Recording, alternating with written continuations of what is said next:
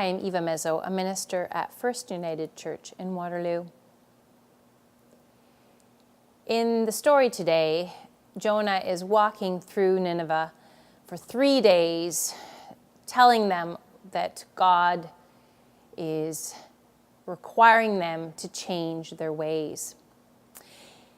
Earlier in the story, there's a whole section in there of Jonah trying to escape this mission. He doesn't want to do it. He doesn't want to go to Nineveh. He doesn't want to tell them to change their ways because he doesn't think that they're, number one, worth it, and number two, that they will actually change. So he feels like it's a waste of time on people that, in his opinion, don't matter. In the gospel story, we hear Jesus proclaiming that the time has arrived. The kingdom is here, and he invites various fishermen to come and join him and to be fishers of people. Here, too, there is a limited belief around God's kingdom. God's kingdom is seen as something that is in the future, that is still going to come. It is not something that is available to people in the here and now. We all struggle with these fixed ideas, with these limited ways of seeing things, limiting people, limiting ourselves, limiting God. We even see an example of it in Jesus when he is speaking to the Syrophoenician woman who is requesting Jesus' help. And there's some tension there about who is included and who is excluded. But yet, in every story, after there's a little bit of struggle and some tension, there is this release, this fullness that's granted. And so the people of Nineveh do change. They immediately start to fast, and they put on sackcloth, and they change the direction of their lives. They are ready for this change. They want to experience God's presence in their life. Jesus finds people who want to know more, who want to be part of this new movement, who want to be fishers of men and women, to share this good news that no, they aren't too unclean, or they haven't done enough rituals. Those are no longer the case, but that they can experience God just as they are, the fullness of the Spirit. And in the story of Jesus and the Syrophoenician woman and her young daughter, she's healed. The Syrophoenician's faith is so great that it heals her daughter.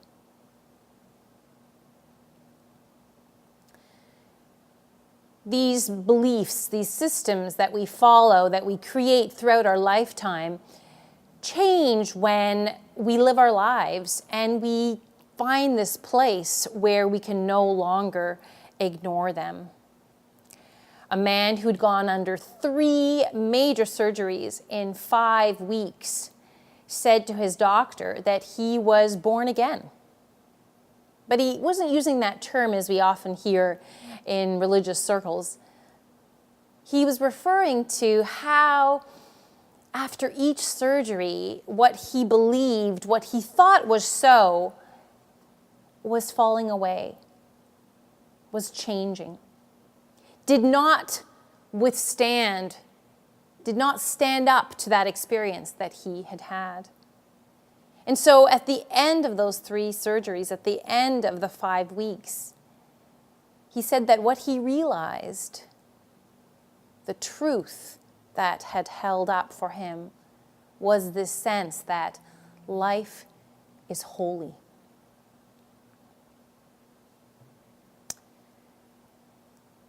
In our grade 2 class, we're reading about Benny and his bagels as part of the social studies unit, learning about traditions and cultures and how they inform our everyday lives. And Benny is a boy who wants to thank God for the wonderful bagels that he has given his grandfather the opportunity to bake. And so at one point, he's placing these bagels into the altar in the synagogue, and his grandfather catches him, and he says, what are you doing? And he says, well, I just want to thank God for all that he has done for us. And then he finds out that, in fact, the bagels that had been disappearing had been eaten by a gentleman who had lost his job and who was hungry and who discovered these bagels and thought that they had been a gift from God. And so when Benny realizes that it wasn't God who had eaten them, but it was this man, he cried out in disappointment that it wasn't God that had eaten his bagels. And his grandfather said, but Benny, God doesn't have a mouth. God doesn't have a stomach. And at this point, up shoots one of my students' hands. He actually has very thick glasses, so his eyes always sort of look like they're open really wide. But I think they actually were really open wide at this point. And I couldn't resist answering his hand, even though we were at the climax of the story. And he puts his hand up and he says, God is a spirit, is an energy.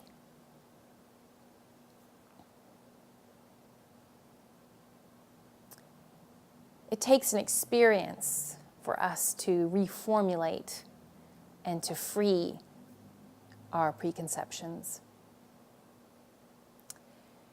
Another story of a grandfather and his granddaughter. The story was told from the granddaughter, who is now an adult woman, and she was very close to her grandfather growing up, and he had been a rabbi. And they agreed on most things, but the grandfather had told her about when the Jewish people got together, they had to have 10 men in order to do any kind of sacrament or to perform any sort of ritual. And when the 10 men were present, that space became holy ground. And so the granddaughter argued, around age 5 or so, with her grandfather, then why not women? Why can't women be part of the 10? Because sometimes it was so hard to find the 10 men, they would sort of go out onto the streets and look for a Jewish man who could stand in for one of the 10. And he said, well, this has been the law for all these years. And she said, well, just because something's been a law for all these years doesn't mean that it's good or that it shouldn't be changed. And they left it at that. They agreed to disagree. And it was when she was 7 years old and her grandfather was dying, and she was allowed to spend a little bit of time with him on occasion by his bedside, reading to him or sometimes just holding his hand, that he had woken up from a nap. And for a long time, he looked at her and took her all in. And he said, just one of you equals 10 men.